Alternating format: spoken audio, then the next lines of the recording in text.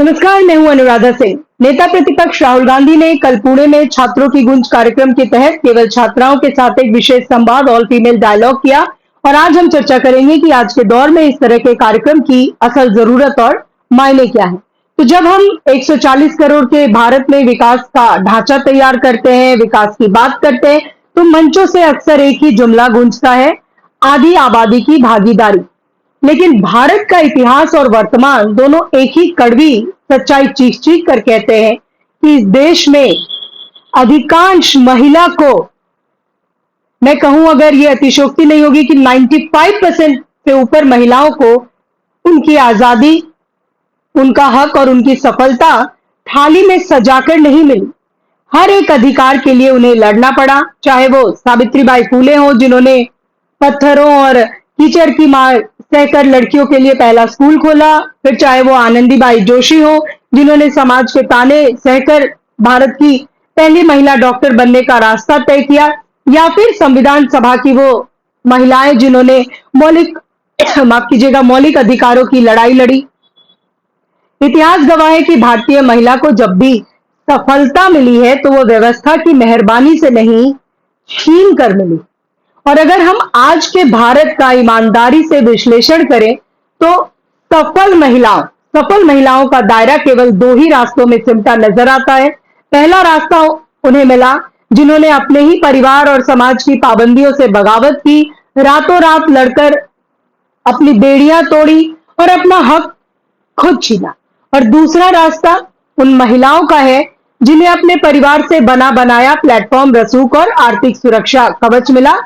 लेकिन सवाल यहां यह है कि उस आम बिना रसूख वाली लड़की का क्या, जो न बगावत करने की स्थिति में है और ना ही जिसके पीछे किसी बड़े परिवार का हाथ है।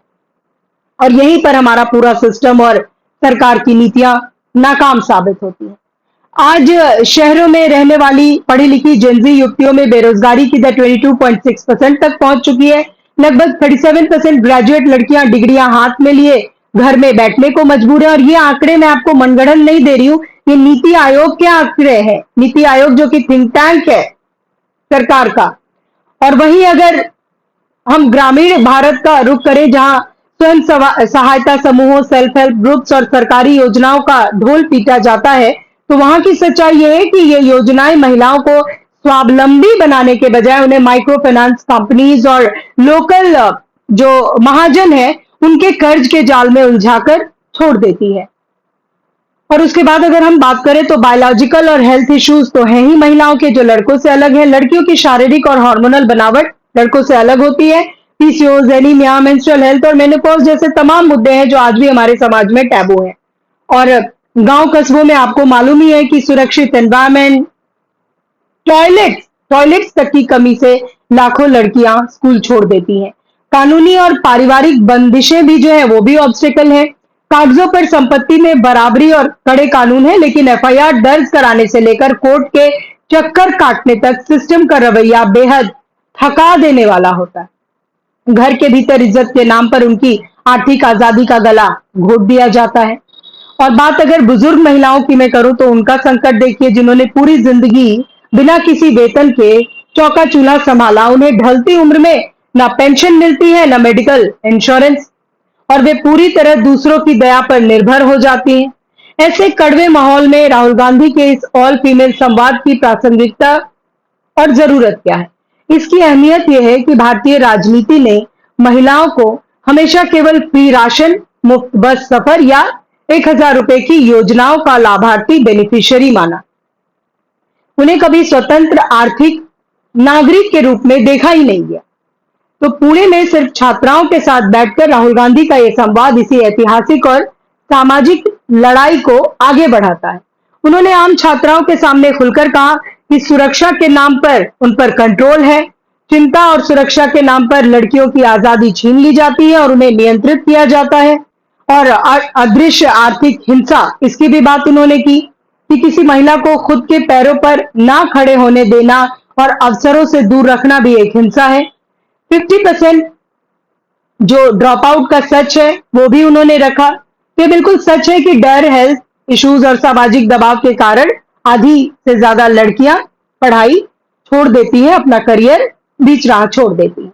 पिंजरा तोड़ो, ब्रेक द केज, ये भी राहुल गांधी ने कहा। राहुल का स्पष्ट संदेश था कि लड़कियां सिर्फ किसी की बेटी या पत्नी ना रहे, इतिहास से प्रेरणा लेकर अपने हक के लिए वो खुद लड़े। तो मुझे लगता है कि ये पहल तीन बड़े और गहरे संदेश देती है। पहला संदेश है खैरात से आगे अधिकार की राजनीति का। मुफ्त योजनाओं के बदले शिक्षा, स्वास्थ्य, वर्कप्लेस सेफ्टी और पेंशन जैसे नीतिगत अधिकारों पर बात करना राजनीति का स्तर ऊपर उठाता है।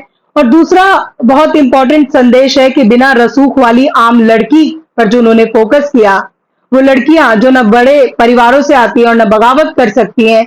राहुल गांधी का यह संवाद उन्हीं आम छात्राओं को नीतिगत केंद्र में लाने की कोशिश है।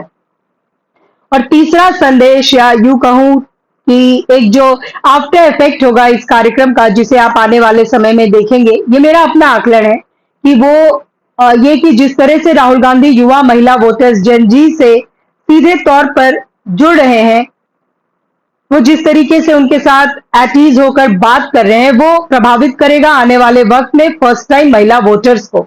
आज जो लड़कियां हैं वो सिर्फ राशन पर वोट नहीं देती, वो करियर, समानता और सुरक्षा पर बात करने वाले नेता को अब सुनना चाहती हैं। तो राहुल गांधी का केवल छात्राओं से संवाद करना एक दूरगामी और रणनीतिक कदम है। इतिहास गवाह है कि हक मांगे नहीं जाते, छीनने पड़ते हैं। और जब तक देश की बेटियां स्वास्थ्य, कानून और जो अर्थव्यवस्था है उसमें अपना पूरा हक नहीं पाएंगी, तब तक $5 ट्रिलियन की अर्थव्यवस्था के सारे दावे खोखले हैं। और राहुल गांधी की ये पहल महज एक राजनीतिक कार्यक्रम नहीं, बल्कि भारतीय समाज की उस व्यवस्था पर सीधा प्रहार है जो महिलाओं को आगे तो बढ़ाना चाहती है, लेकिन उनकी बेड़ियां खोलना नहीं चाहती। नमस्कार।